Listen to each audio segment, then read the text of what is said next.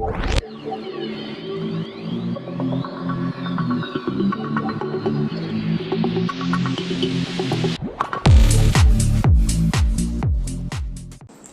hello guys, welcome back to another episode of our podcast named Hackcast. This is 7th episode with Mike Takahashi, usually known on Twitter as Taksec or TAKSEC. You can search him out.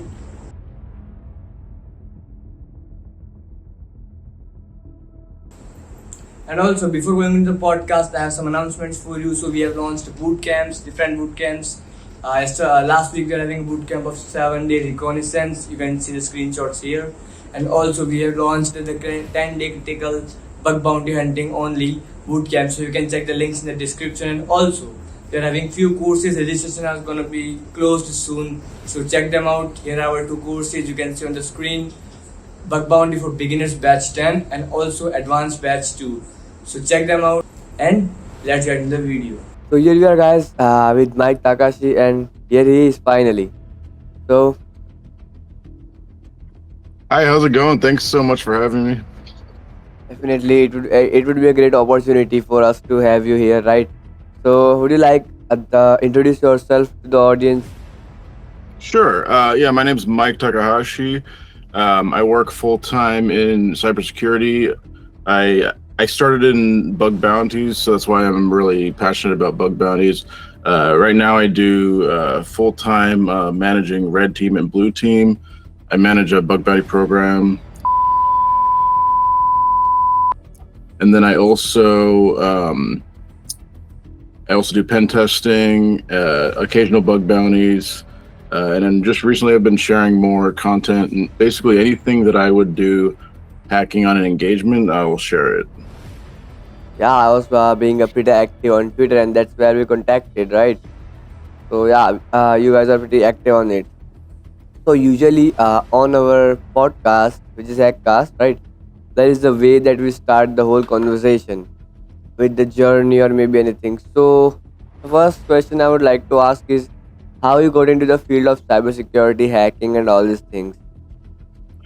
Yeah, so I mean, I was always into it when I was very young. I was always into, like, it was just like basically doing it as a prank. Like I would like keylog my friends or like stuff like that when I was really young, or like try to like social engineering them on like AOL Instant Messenger, things like that, just for fun with my friends. And then as I got older, I kind of went away from it. I didn't realize like there was a way to get a job that way.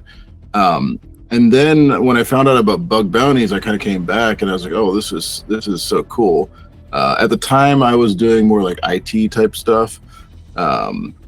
Just bug bounties seemed really fun. So I just started hacking on random programs. I had no idea what I was doing. I was just playing around, and then just bit by bit, I learned different techniques. And that eventually got me a job at Stanford University in cybersecurity. Mm-hmm. So that was my first full-time role. And then, yeah, I'm happily working. Also do some pen testing on the side and the occasional bug bounties. But yeah, I would say definitely bug bounties is a good way to get into the field. So it was kind of the young boy, yeah, the young blood, right? You want to just do some hacking and that stuff, and that just lands you into this legendary field of cybersecurity, in my words, right? Yeah, because I feel like you have to have that desire, right? There has to be something inside of you that's like, oh, I want to hack this, I want to break this, I want to do, like when someone says, oh, you can't do that, like, oh, really? Like, let's see if I could do it, Like you have to have that thing in your brain, right? Yeah, definitely. Yeah, like usually I've seen a lot of things like in the whole community, it's being just only by hitting bounty. People are not patient at that level. They just want to hit bounty. Their courage or willing to pursue the perfect career is died at some point. I've seen multiple people's and training from a long time now. So that's the big thing, that big concern, I will say, that people just want to hit bounty, not actually want to learn. Yeah, you have to be willing to fail over and over again. Like you have to be willing to like try to hack something and you don't get a bomb. But you're at the end of the day, you're like, oh, I didn't get a vuln, but I learned this technique or whatever. Like you have to be willing to do that, and it has to be. It should still be fun, like even if you don't get it. Otherwise, Yeah, like what's definitely. I will say it should be a little bit of fun or enjoyment around all these things, right? Or yeah, this is not all about money. It's all about the challenges and the courage to do it. yeah, exactly. I mean, like, and if you want to get into cybersecurity, but you don't like, and you want to just do it just to get money, like there's like other like types of roles that are easier to get, like that are not offensive security, but if you're like offensive security, you gotta like really you gotta want to hack stuff like that has it's Yeah, got to be you got to be a little weird in that way. There's got to be something in your brain that's like, okay, I want to bypass something. yeah, definitely. Um, so which is your favorite bug in the whole bug bounty journey? Hmm. Like a favorite class or like a specific like Both, one. both. What's the favorite class? I think it's server, right? What's that? Uh, Favorite class and bug both. I think that your favorite class would be server injections or something like that. I was guessing, Jeff. That's a good question. I mean, like, yeah, any sort of server side thing like SSRF or RCE is obviously the best. They're more rare, so it's yeah, I would say like any sort of P1, like I even have fun with even like a simple like access control vulnerability or something like that if I can get like every user's account data or something, like even if it's like a simple bug, like that's still fun for me. But yeah, I would say probably like that's a good question. I don't know. I have fun with access control, to be honest. Like I know it's like not that complicated, but they're all over the place. So yeah, like they're so common and the severity is so high. So I spend a lot of time on access control. Access control, right? Even say that. What would be the methodology if you are choosing a target? Well, say that one more time. What would be your methodology if you are choosing a target? Oh, choosing a target. After choosing a target, by the way.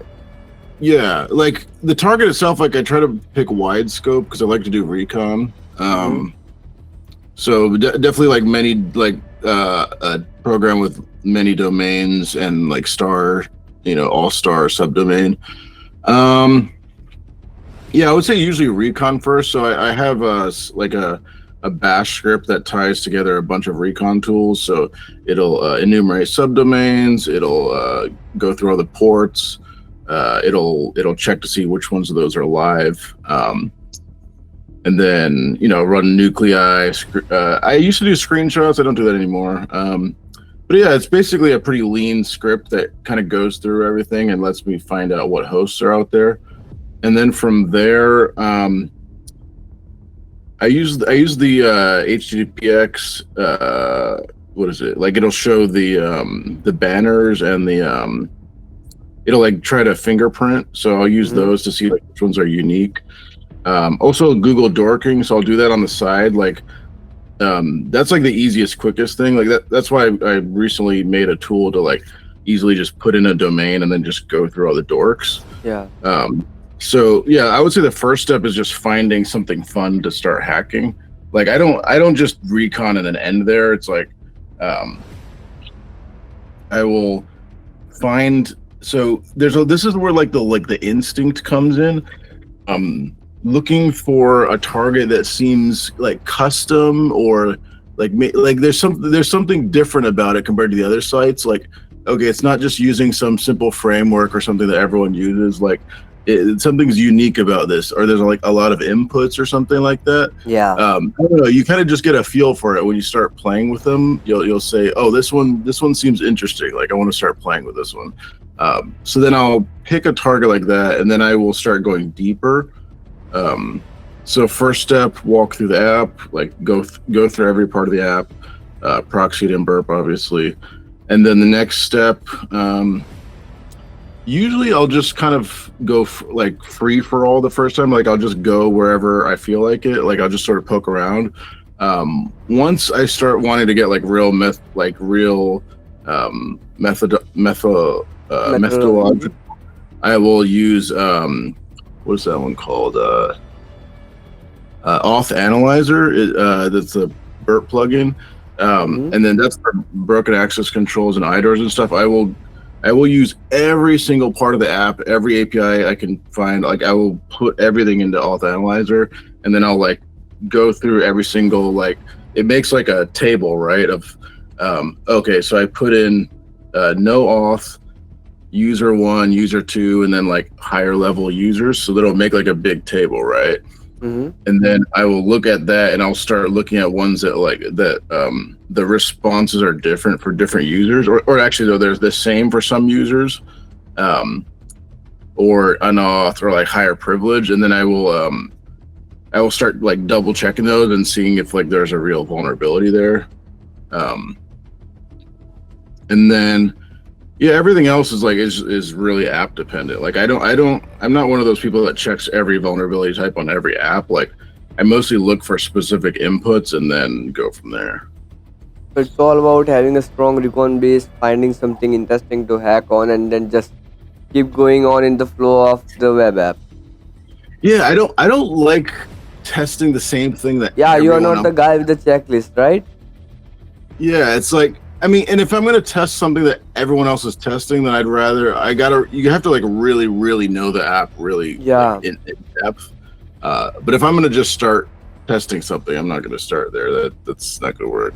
So around if a web app is having suppose 100 subdomains and you can say a medium level of functionality, so how much time would you spend on it? Day, 2 day, a week? That's a good question. I think it depends. Like if it's a good target, I'll spend at least a day. But I'll spend like the first 20 minutes assessing if it's a good target. Like I can tell pretty quickly, like, is this worth spending time on? Sometimes you get stuck though. I don't know. Does this happen to you where like you'll go against a target and you'll keep going at it even though there's probably nothing there? Like, do you It ever happens get sometimes. That's clear in the eyes that you are not gonna get anything there, but you just wanna keep go. Yeah, sometimes I notice I do that and I'll try to stop myself. So that happens. But usually like in the first like 15 minutes, I'll try to say, okay, does this seem like there's going to be vulnerabilities here? And then if it doesn't seem like it, I'll just move on. But if it seems good, like, okay, there's some good inputs in here and there's some weird behavior, I'll spend like at least a day. I was also going to say, I'm one of those people that like once I find a vulnerability on an app, I'll keep spending time there. I'm gonna keep spending time there until I find every single one. Like you kind of like fall in love with the target, right? Sometimes. Yeah, definitely. That's a big thing, right? You're just so attached to the target that you wanna hunt on it. If you got something like bounty, then you are gonna attach to it sometime, right? If you have got more than 3 bounties. You were talking about a recon script or the information gathering script, right? Is that on your GitHub or it's just a private thing? No, I didn't put it on GitHub yet. I was actually working on cleaning it up and then putting it on GitHub.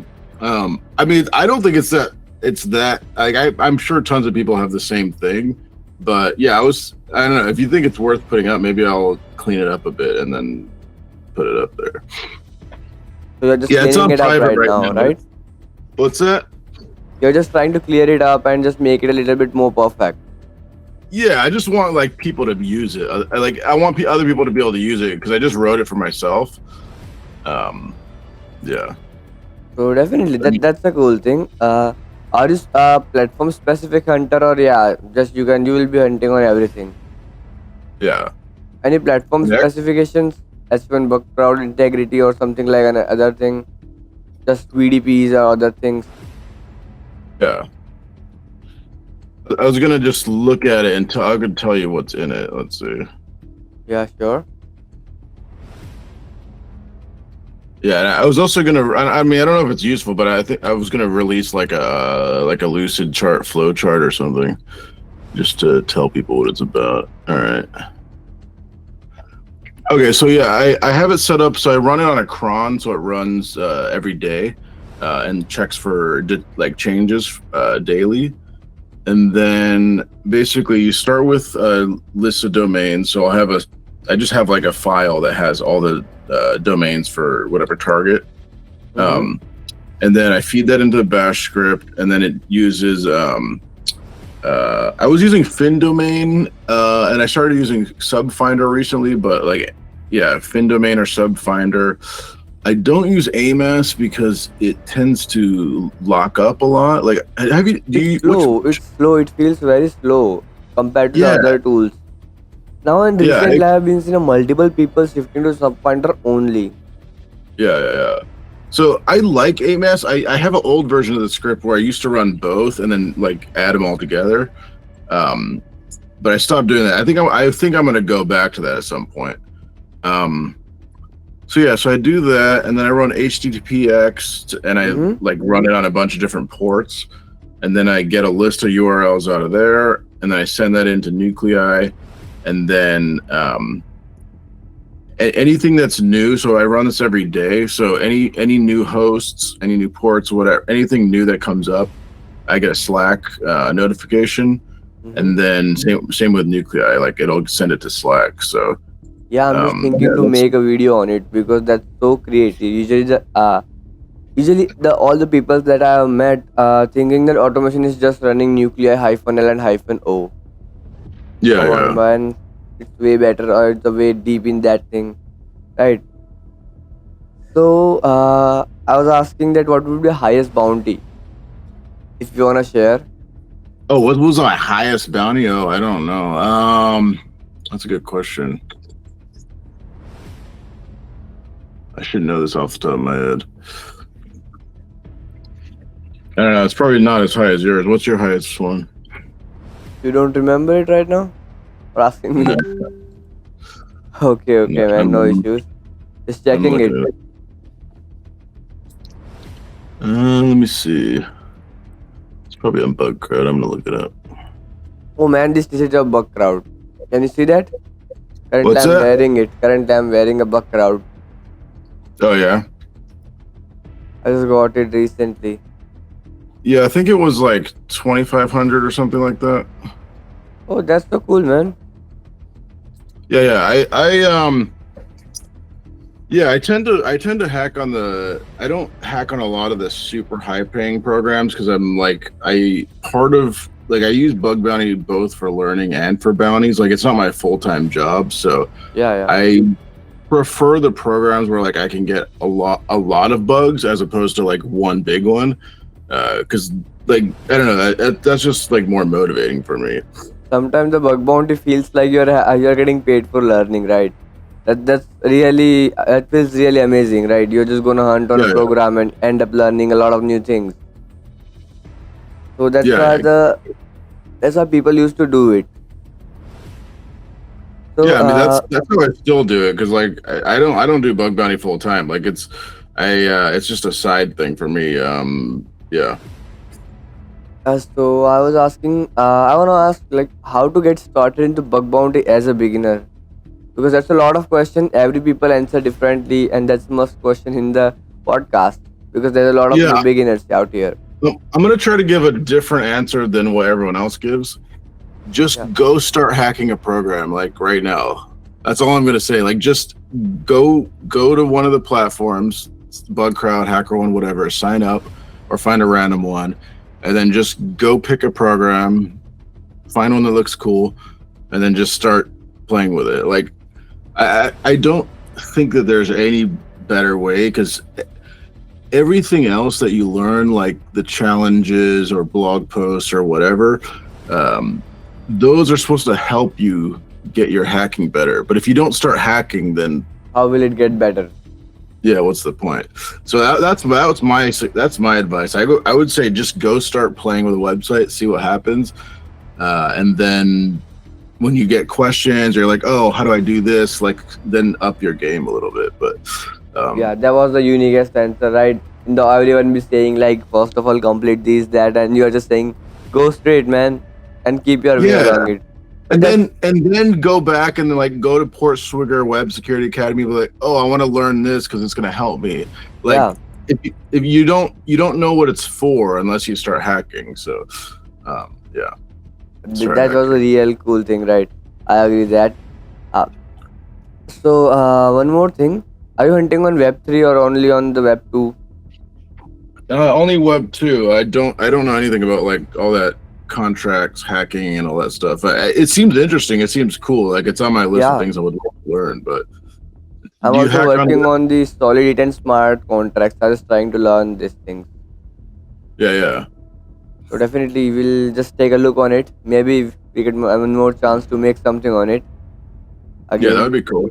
So what's the deal with Web 3 like bounties? Because I noticed there's like some really high paying programs. Like, Yeah, are Web3 they? is pretty new to the whole thing, but when it comes to smart contracts, I have heard a lot of people who are doing a professional job in the Web3 or crypto thing. They usually say that we use just Solidity. I think you know about Solidity, and Yeah, they are yeah. using some paid tools which cost around $500 to $700 a month or a year to Hmm. just find or analyze the source code of the Solidity and end up getting a lot of good bugs.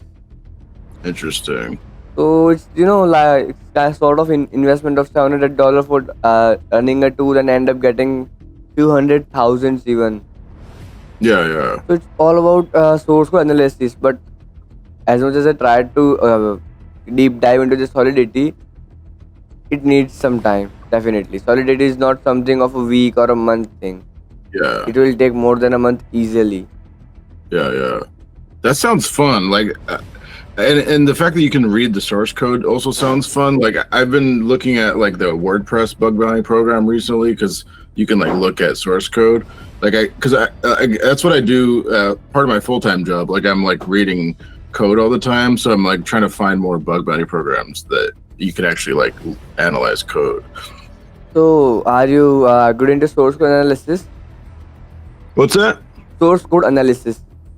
Yeah, so like I just mostly manually, like I've used a lot of the tools and they don't really work very well for me. But yeah, I can read like PHP Mhm. and JavaScript and stuff like that. So can you a little bit teach something about it because that's so in demand topic, especially in India. I saw that.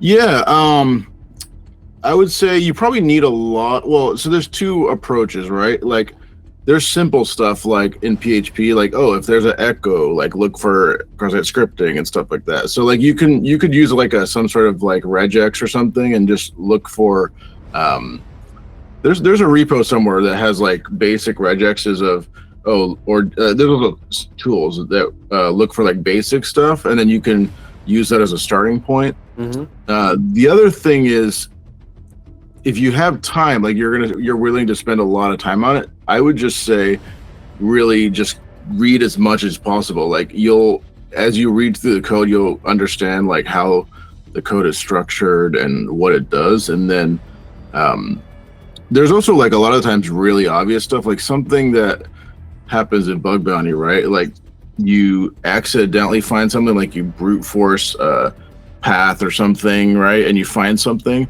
Mm-hmm. well, that thing that you found, if you saw the source code, would be super obvious. Like it would just be sitting there, but you just don't know what it's called and it's not linked anywhere, right? Yeah. But if you're reading the source code, it's like, oh, it'll be called like, oh, test API endpoint that does everything, you know? So it's like if you're willing to look at every API endpoint source code, like that one, you don't even need to really know that much to. When you look at it, you'll say, "Hey, this is a weird name. Like, I need to look at this one." So there's when you do it like white box like that, it's in some ways easier than bug bounty because you can actually like look at everything. So it's kind of just having actively analyzing the code, right? Simple as its name, source code analysis. Yeah, yeah. Like for me, I just read through it all. Like I just especially like the APIs and things like that. Okay, I would like to try this in my case too.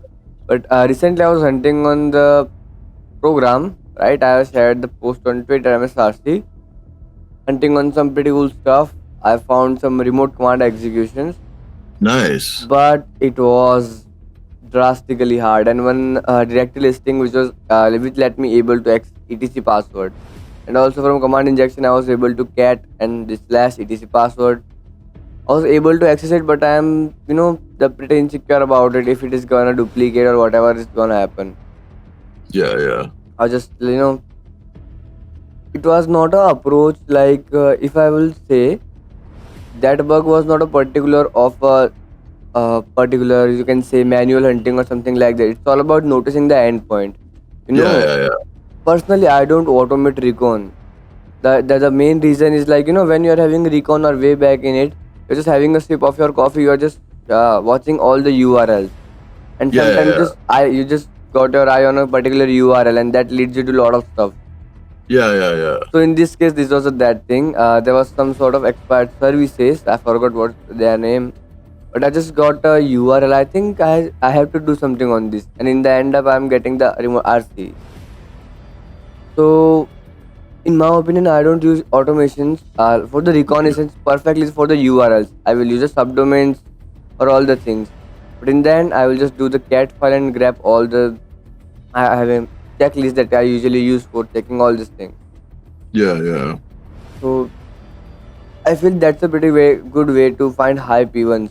Are you having any suggestions or methodology for finding P1s or RC? Yeah, I mean that honestly sounds pretty similar to me. Like that's the same thing too. Like when I do recon, like it's not to find a vulnerability, it's to find a target to then start hunting. Like it's a starting Find point. something to play with it particularly, right? Yeah, like so okay, a couple I would say the easiest P1s that I've ever seen are either access control or like access control, IDOR, or upload. So I'll start with upload. Upload can be easy to get a P1. If you can find an upload endpoint that no one else has found, then it's probably a gold mine. Like if you can notice some sort of upload, there's so many different kinds of vulnerabilities on upload. I mean, there's like if you can upload any arbitrary thing, like you can upload a shell, you can upload a cross-site scripting, you can upload stuff for SSRF. Like there's so many things. If it does if it deals with images, you could have like image tragic or something like that. There's a million different ways to go with upload. So I would say definitely if you could look for those upload endpoints. With access control and IDOR, sometimes like you can go from a very simple vulnerability with access control and IDOR and it's automatically a P1 because all these companies they're most concerned with accessing other user accounts. And so if you can find an IDOR or something where it's like, oh, this access is like a little bit of data about your account, and you can do that against every single account, like it's just your account number and you can change it and get another account, like someone else's account information. That's like automatic P1 for most companies, I would say. Like you don't have to take over their server. Like you just need to get data at the end of the day, right? Yeah. Access, like it depends on the websites, right? Usually the website thing tends to see that they just care about the remote code execution, but the more they care about is the user, right? In the end, their end product is user. Yeah, so it's like I would say like I know people are like, love RCEs, like I do too. Like they're a thrill when you get them. When you get like you can like the netcat shell is a great feeling in the end. Yeah, but it's like those are like not that easy to find either. So like if you're new, I would say, yeah, just pick a bug type and learn it, and then so many different bug types can be a P1 if they're severe enough. Yeah, definitely. It's just overrated about the RC, but there are literally so many things, right? And these times, what do you think about IP, hunting on IP? IP addresses? Yep. Let me clear it. I think we are getting a bit confused about the IP addresses. I think I would like to quote that having IP addresses is like, suppose you are having a target domain.com, you are getting its 45 IPs from Shodan and just scanning ports and hunting on them. Do you do that? Like particularly active on the IPs or like that? I've done it before. I haven't had a lot of luck with that method. I've tried it. So I used to work a lot in the Alibaba bug bounty program, and they're Man, Alibaba and me is not having a good thing. I have reported really. 55 log4j RCs, 70 plus command injection. All what I got is informative. Come on, Did man. Don't you play try with me. did you try emailing them? No, just Yeah, that one. I'll tell you later where to email. Yeah, I used to have a good time with those guys. So, yeah, so the program has the biggest scope I think of any bug bounty program. Like it's so Definitely, big. definitely. Like, and it's all their acquisitions. Like I don't hack on them anymore, but I'll probably go back. Like I had a domain list that was like hundreds of parent domains long, and then you can run that and have so many subdomains. It's good times, but yeah, I definitely would email them. Like they're usually pretty good. Like there must be a miscommunication or something. I guess yes, and I was also having some issues with that thing. Anyway, so we can move to the next question. Do you use any sort of automation in your day-to-day life? Like as you have said, the Slack one, the nuclear one. Yeah, So, do you believe in creating templates or what?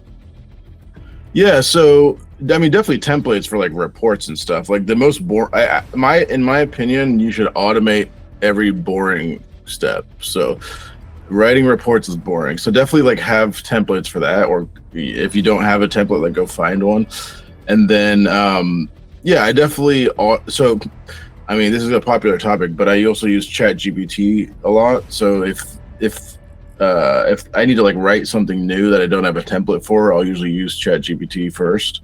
And then if I need to read a lot of stuff, like there's a big program brief or there's like documentation I need to read, I'll just copy paste that into ChatGPT and tell it to summarize it, or like pull out whatever details I need. So like if you can save time on like boring steps, like that's how I save time. Like so yeah, definitely ChatGPT has been saving me a lot of time recently.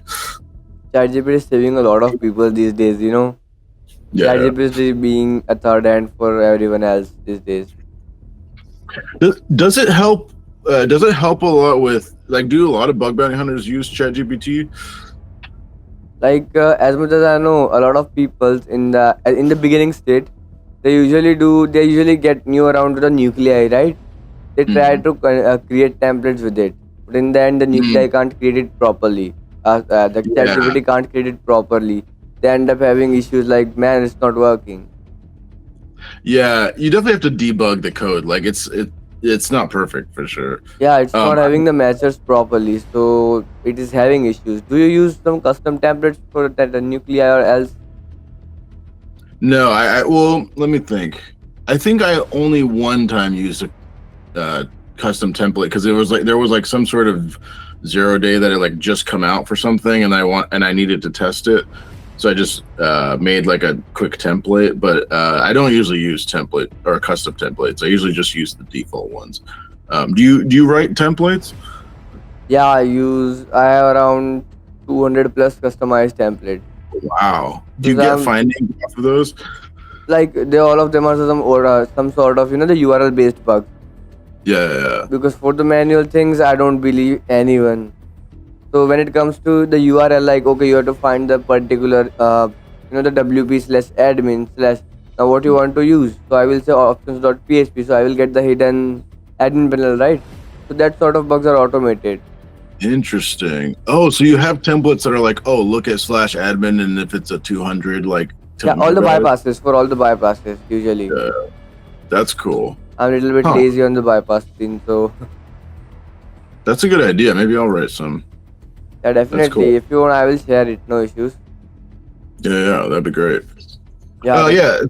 The other thing I was wanting to ask you about. So a friend and I made a tool that uses the ChatGPT API, and it will basically you input a URL, and then it will grab all the JavaScript from the URL, and then it will put it into ChatGPT, and it will say, oh, I think you have a DOM XSS vulnerability, or I think you have this vulnerability. Like it'll scan it basically, Um, yeah, I haven't released it yet, but I think I will release it soon. But like, do you think that does that sound useful? It is sound useful, like having always a double check or a mentor for a particular thing, then it will be useful a lot.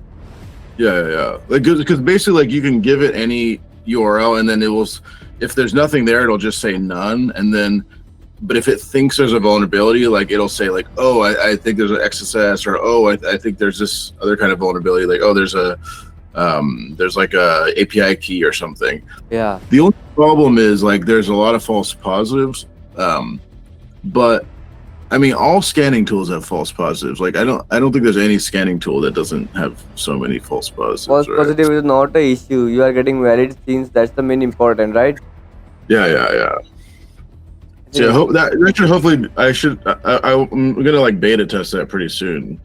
Yeah, that tool seems so interesting. I will be waiting for it soon. If it Okay, releases, cool. I will mention the link in the description. If you are watching this podcast later, check it out. And also, like there's a thing. If you are testing for SSRF, right? Suppose if you are testing for SSRF, what would be your methodology for the particular bug? Because SSRF is one of my very favorite bug. For SSRF and dorking, I just want to specially ask you both. Yeah, so my methodology is pretty simple. Like, first, so if I see any sort of parameter that it looks like it's either a URL or a path or a host or anything like that, I will put the burp collaborator host in there and see if there's any sort of pingback. That's first step. So if I can get an HTTP request or some other sort of request that's not DNS back, then I will start testing it for real. First thing, so if I know it's on AWS or some sort of cloud provider, then metadata for sure. Mm-hmm. Hit the metadata server and see what data can be pulled out. If it's not blind, so if you can actually see the response, then for sure do that. If it's not on the cloud, then what would I do next? Like, obviously, like localhost. I'm not that fancy with my SSRF. Like, I just check all the basic stuff. Like, check localhost. Try different types of ways to change the localhost IP to like bypass blacklists. Sometimes I'll do like a port scan or something just to.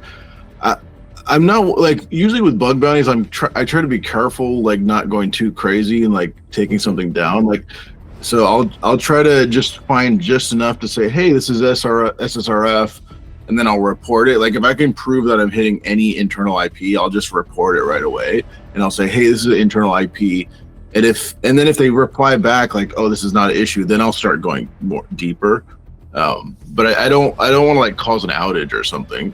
Like going crazy. But yeah, I would definitely metadata server is like what I try to hit for sure. And also, like in a recent case, I was hunting on some hack-on programs, some private invites. I just tried to find all the IPs and ports of them. So I found IP using the Shodan and all the ports using some Rust scan tool. But after doing it, I found some IPs and some critical ports. I was still crazy. I don't have the time, the patience to report it. I just wanted to explore more, and in the end, I got some sort of admin panel of a very big company, a chatting company. It is a public program on HackerOne. Admin panel. I was very happy. Finally, I found an admin Nice. panel. All I tried is just Google the service and found the default password, and damn, I'm logged in. Now I'm in that admin panel. After that thing, there was another program. I found the IP. There was a blind SSRF on some particular URL, and I just tried to just do one more thing. Added some sort of bypasses, run the nuclear templates I made for them, and in the end, I got the etc password again. That was crazy, but both of them replied me that this IP does not belongs to us. But in Shodan, it showed that it belongs to them. So that Oh this has man. always been a issue. Like, okay, program says this IP does not belongs to us, and on the other end, the Shodan says yes, organization domain.com that you are hunting on. So I'm still worried about it. How will I get the exact solution? I Yeah, tweeted yeah, about it and someone commented type whois command. But it's not working like that. yeah. Whois will not work on that thing if I want to know organization. Mm. Any solution for that? Yeah, I use BGP. What is it? BGP.ag. .net. Yeah, I Yeah, know that. and then I also use like Security Trails. Also has a lot of good data. By the way, there is a tool, the security trails. Yeah. Like I'm not of the security trails, which is made for security trails. If you will observe, security trail is one of the most exact the exact subdomain scanner. Mm. I have a dummy website I usually try for subdomains, and all the tool like I have used more than 12 tools. All of them Yeah, were yeah. not even able to find all 9 subdomains, but Oh that man, tool found all of them in a single hit. That that's was way amazing. perfect. And there is some sort of tool which is having their API to find subdomain. Yeah, I think I remember that. I think Subfinder and some of those tools No, use no, the no, no, API. no. It is a little bit different. It's just some sort of the one liner or like that thing.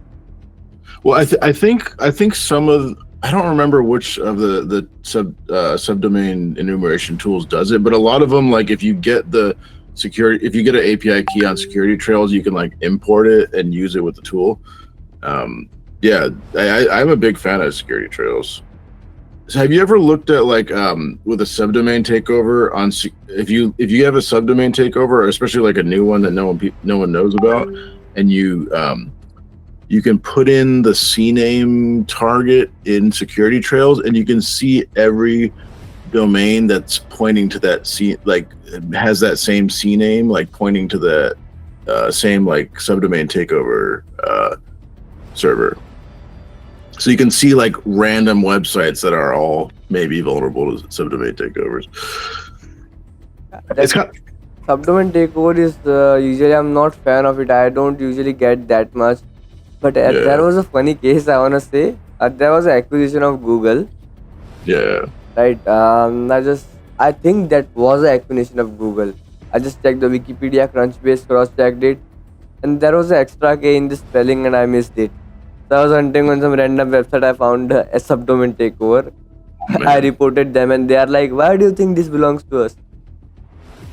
There were some funny cases about the bug hunting, right? We all do some sort of crazy things.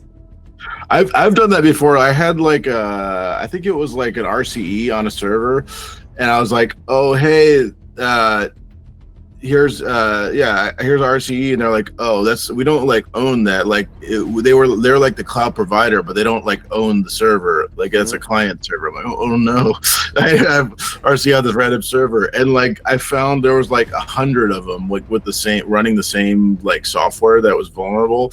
I was like, I don't know what do I do with this now. Someone must be so worried that day, right? That's funny. And also, there's a dumb friend of mine. Usually, we both of us are doing hunting together. Someday, we're just trying to hunt on a program. We tried to hit some sort of APIs. We tried some sort of SSRF. So I can say that I'm little bit more curious about server side. We just tried Yeah, to find SSRF. He clicked on SSRF by himself and then thought that it is a pingback from that particular website. So for testing purpose, it was a VDP. So he just sent this thing. If you want me to exploit more, please exploit. Yeah. And they said we are not using your router name. yeah. He said, oh sorry, it's my IP. So usually it happens when you're not asleep from 2 days and just carrying on. That's hilarious. Do you see a lot of programs that have like they'll tell you a server that's internal, so that if you have SSRF, you can like point it to that and like prove you have SSRF. I think like Facebook or some of those companies have that. But I am having some bugs on Facebook. I will discuss it after it.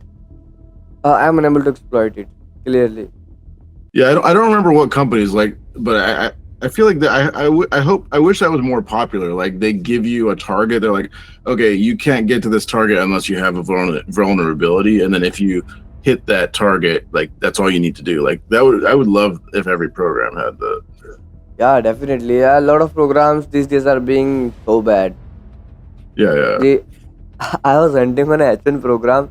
They said any sort of exercise will be out of scope. Any sort of exercise will be out Oh of my scope. gosh. Man, this is not common, right? You can understand. This thing is not common. I was very curious. I found 7 exercises. I was very happy. Went to reported it. Woke up next morning. All of them are marked as not applicable. Got a huge That's loss that day. I mean, I guess that's the other warning for like new bug hunters is like sometimes you have to test the program with one report and see how it goes before you waste too much time because that definitely happens. Like Yeah, they're just not a good program sometimes. it was so simple. By the way, it doesn't took much of my time.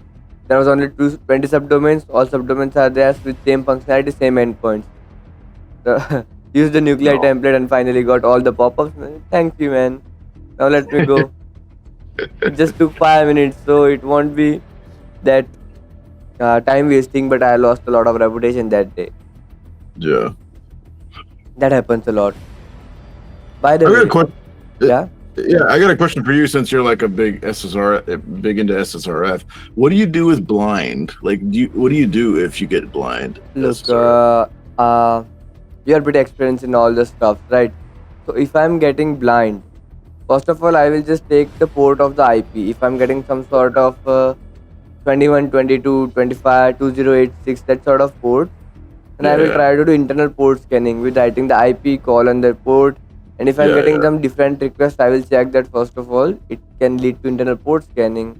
After it, I will use the Shodan and all the other IP information gathering tools for it. So it will gather a lot of information. And sometimes in Shodan, you will get some weird ports like 5678. It is an internal port for storing files, right?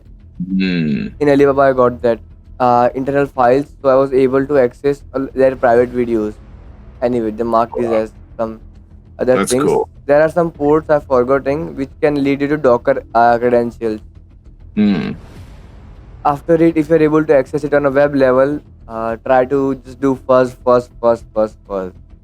Yeah, yeah. Is the basic methodology for the blind if I'm gonna use the particular blind SRF. Nice. I need to try that more next time because it's like sometimes I give up too quickly with the blind ones. I'm having not good. Are you good into Log4j? I'm just having a lot of troubles with it. Yeah, like I've had more success with like the ones where the responses are reflected back, or at least like there's like a snippet of the response. I haven't had a lot of luck with the blind one, so definitely would love to try some more of those techniques. I'm having some Log4j. I think I am having some on a very big tech company, Hmm. possibly 2.3 trillions. Nice. So I just wanna try it, really try it.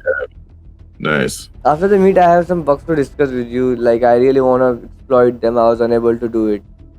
Hmm. We'll do that. Are you pretty active on the hackathon and other stuff? Like definitely, if there's a new program, all of them are going on it straightly.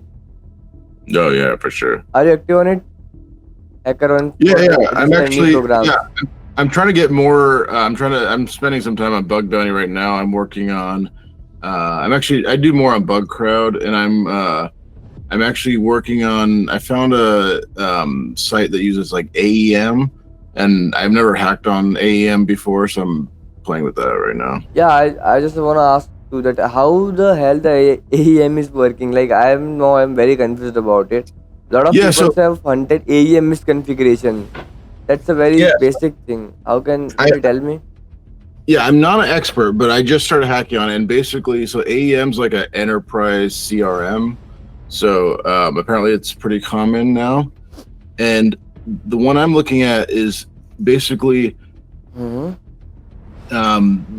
there's like some endpoints that have JSON outputs, and then those are like a good starting point, and then you can like basically expand those to like show you to like make queries that it's like not designed to make.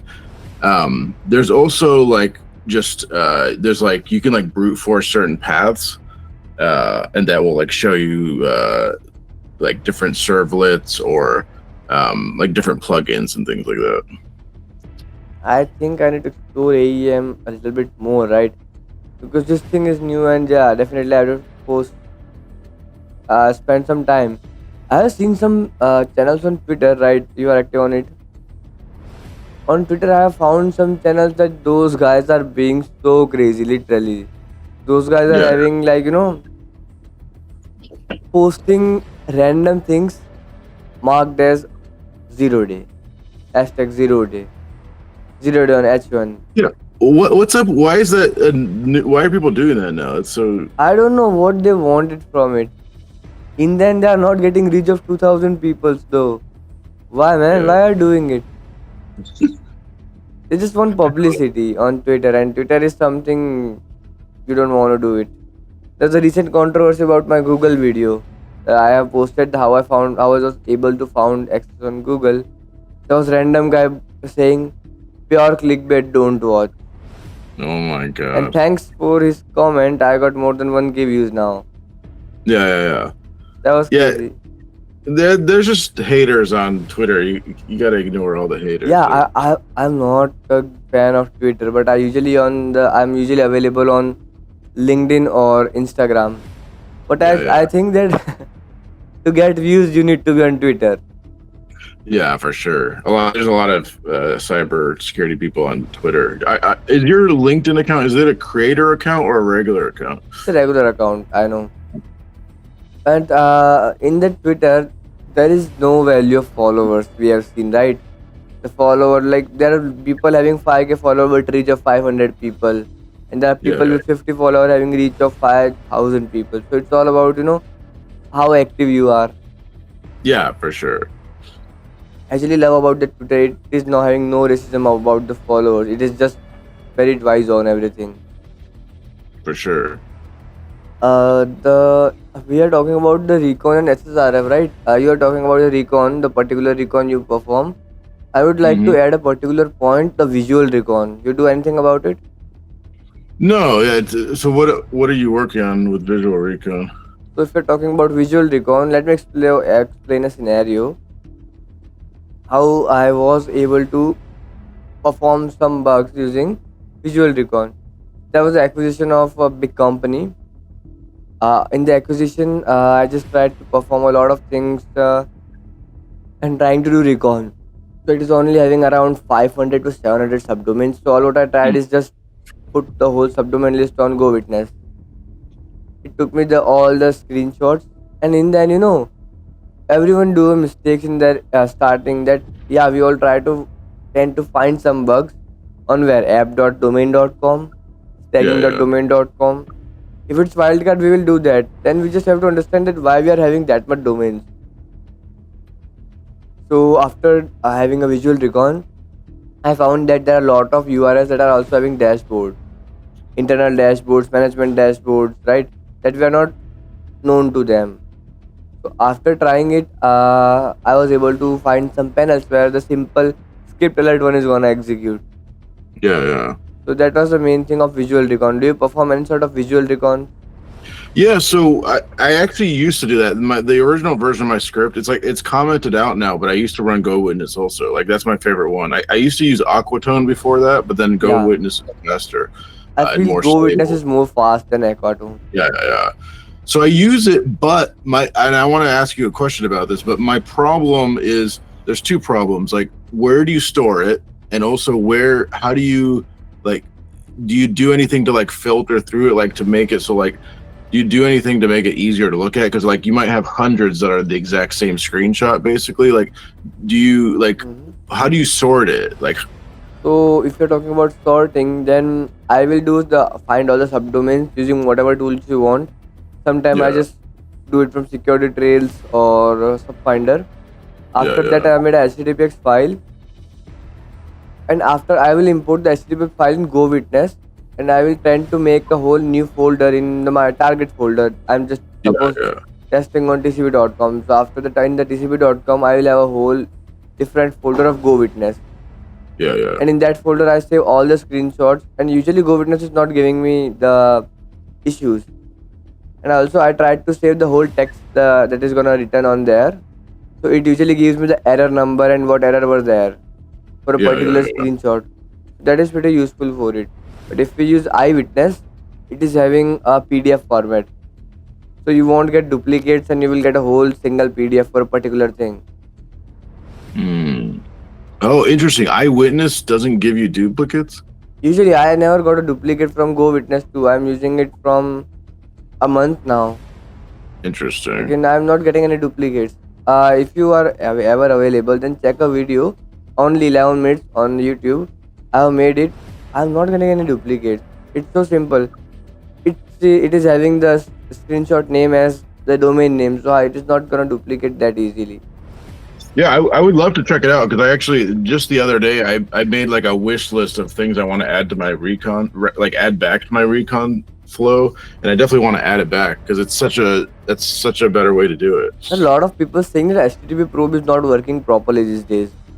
Yeah. They're having that HTTP probe is something like giving just the HTTP and HTTPS both sort of domains, so it is giving them issues. Are you using HTTP probe or just HTTPX? Yeah. That's great. I'll definitely watch that video because I definitely want to bring it back into the recon because like if you can go through every URL with visual recon and then very quickly find like real targets to hack, like that saves so much time. Are you doing dorking or something like that? Yeah, I do dorks too. Get that on Google. Yeah. So I actually released a tool recently that you let me see if I can find it. Yeah, it's basically it's like a GitHub page off my repo, and you put in a domain, and then it will populate a bunch of Google dork links, and then you can just open all of them pretty quickly. Can you tell it again? I was unable to understand that properly. Yeah, let me. I'll link it to you.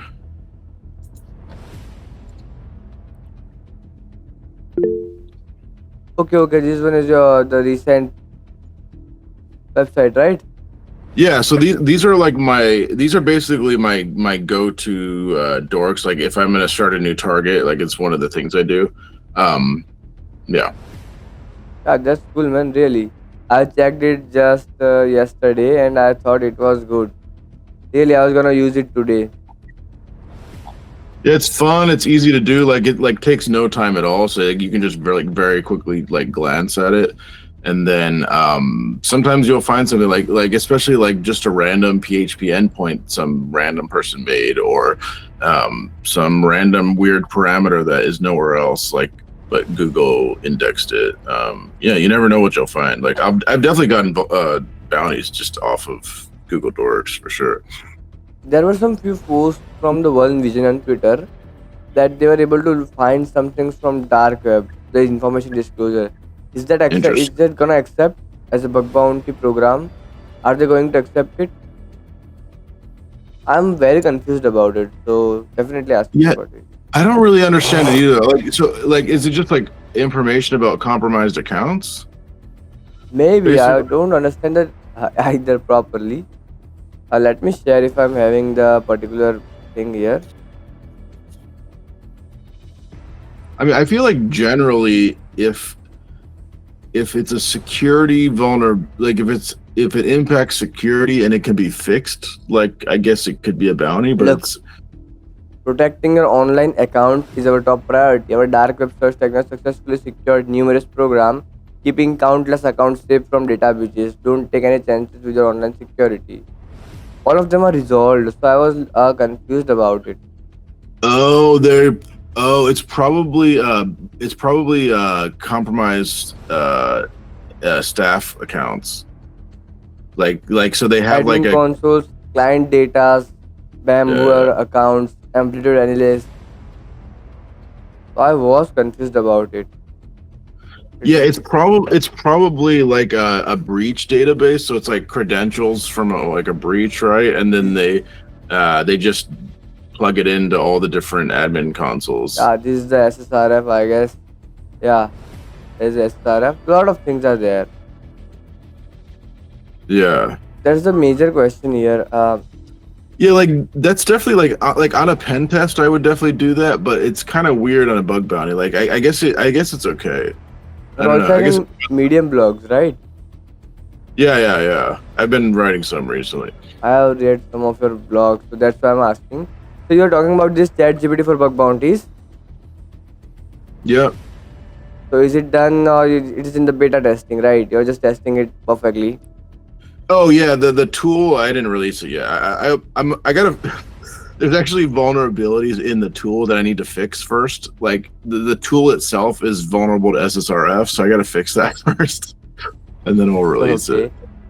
What is dog GPT? I haven't played with. I've only played with it like a little bit. Yeah, Ah, that's some. that's cool. Yeah, that's the tool that I made. That's right there. This one, the Yeah. GitHub the dorking one, right? Yeah, so basically it's super easy. You just put your target in there and then you just click on all the links and that's Okay, it. let me try. I just want to get something of PHP, not getting anything. I think I made it. I have spent a lot of time securing the site.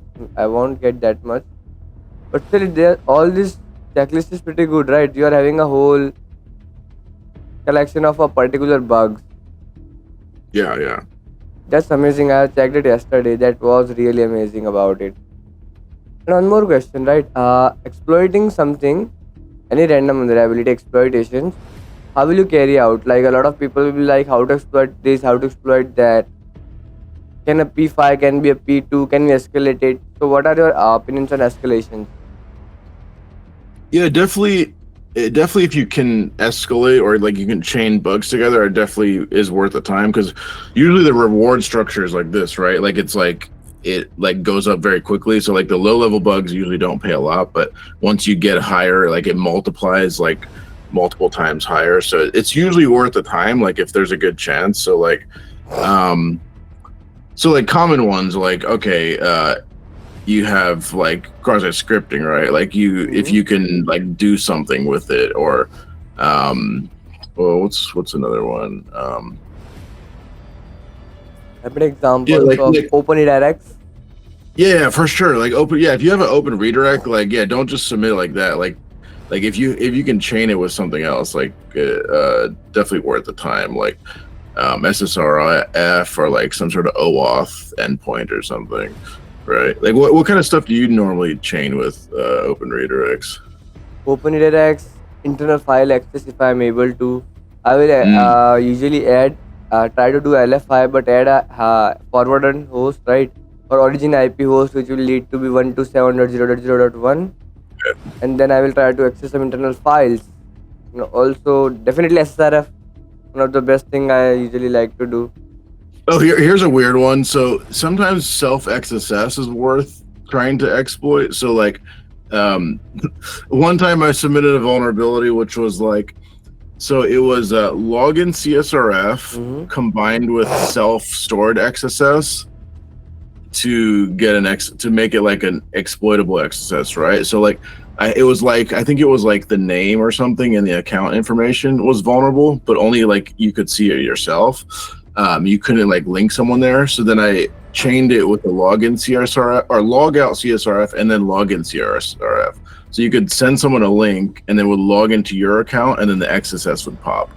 Like it's kind of weird because like you can't exploit it against like you can't get their like session and stuff because it's your session, but you can still do like key logging and like other sorts of like JavaScript stuff. So they counted it as a vulnerability. So I mean I would say I would count that as a program owner. Like yeah, that's a fun one because definitely like don't give up on self XSS. I feel like sometimes I've you seen can. the CORS vulnerability, cross origin resource sharing. CORS, cross origin resource sharing. Yeah. This is usually marked as P5 in multiple cases, right? Yeah. I've seen some people doing chaining it with subdomain takeover and XSS, and that can lead to a straight P3 or P2. Nice. That was a very weird way of you can say joining or chaining them, but that was an excellent try about it. If I ever get both of them at the same time, I usually do that. Yeah. Nowadays, I'm trying to hunt on the crypto websites. Are you having an experience on crypto websites, trading, cryptos, blockchain? Any experience on cryptos or blockchains? No. Yeah, we talked about that earlier. Yeah, I haven't done it yet, but I mean, I'm interested. Like, I always want to learn new techniques, but I haven't played with it yet. yeah, definitely, definitely. There are, all of you have done some funny and minor mistakes. You wanna share some? Let me go first. There is like a group of us, 4 or 5 of us are hunting on the same room, hitting that up. So there was a URL, a very famous company of online payments in India. We are trying to Yeah. hunt on it, and one of my friend got so excited he found XSS, reported it, and what we didn't notice is that yeah, we already have opened our file. Literally, we have opened C drive and the file name, file location, and we're getting excited. Man, come on. Are you drunk or what? Man, this is not how you do it. So we all have done some funny stuffs, right? Any case you wanna share? Oh, I've definitely been had some really stupid moments with Burp Collaborator, like where I'm pinging it and I have that moment where I'm like super excited that I'm like, oh, I got SSRF. I'm like, oh, I just did this to myself. That's my IP address. Like, I've definitely done that way too many times. There are some programs that are amazing. No words Yeah. to them, they're amazing. One of my students recently got $300 for just showing the ping back. Just showing Mm. me just a DNS. And come on, man, you did great. Yeah.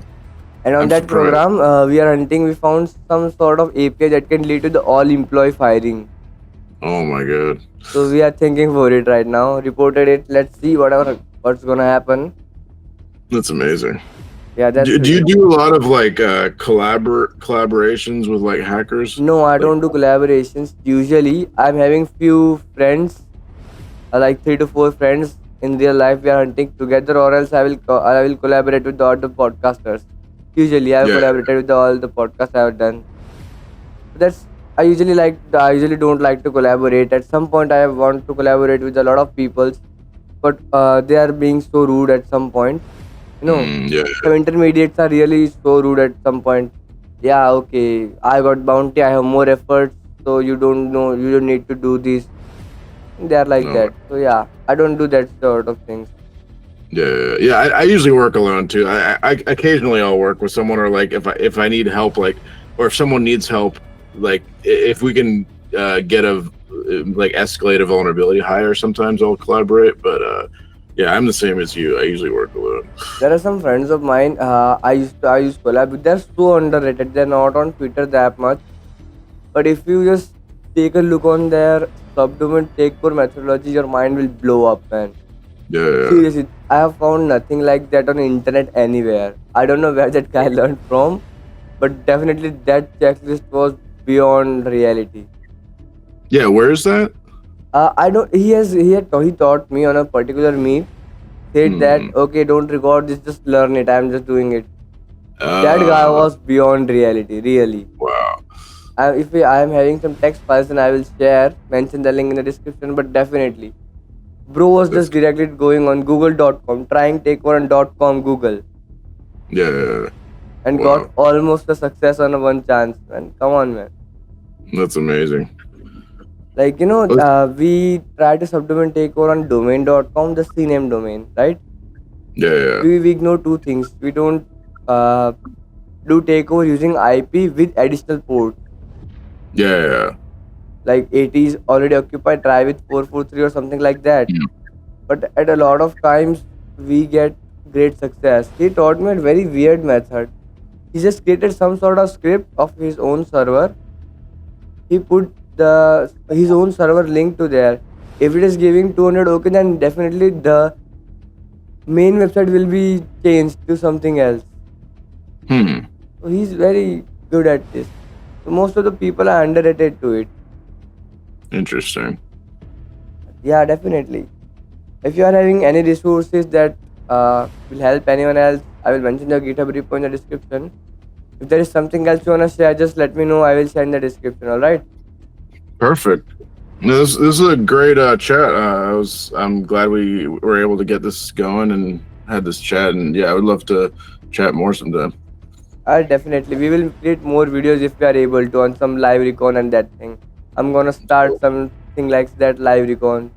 Oh, that sounds fun. we will just gather a lot of txt files about some websites, right? Nice. So that was for the podcast, everyone. You wanna quote something, Michael? Yeah, just thanks for watching. Follow me on Twitter at Toxic, Taksec. Medium also, I'm on there, Toxic. GitHub, LinkedIn, find me, and yeah, I'm happy to share stuff or reach out if you have questions. Definitely. So that was for today's podcast. Thanks for watching. Follow him on all his platforms. Link is in the description. Thanks for the watching. So that was for today's video. Thanks for watching, and check out all the links given in the description. And last but not least, check out all the links. There will be some surprises in the description. So make sure to take a look, and bye bye guys.